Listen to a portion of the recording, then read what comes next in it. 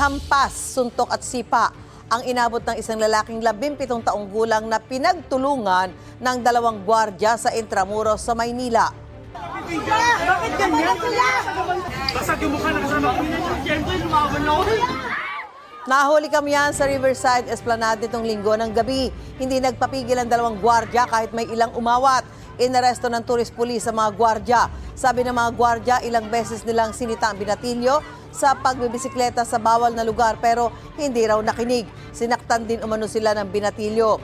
Aminado rin sila na nasaktan nila ang binatilyo dahil sa bugso ng damdamin. Sagot ng pamilya ng binatilyo, hindi basag ulero ang binatilyo. Nagpapagaling pa siya sa ospital. Na-inquest na ang mga gwardiya sa Manila Prosecutor's Office para sa reklamong physical injuries. Ayon sa Intramuros Administration, ite-terminate nila ang kontrata ng security agency ng mga sangkot na gwardiya. Sinusubukan pang kunin ang panig ng agency. Gusto mo bang mauna sa mga balita? Mag-subscribe na sa GMA Integrated News sa YouTube at tumutok sa unang balita.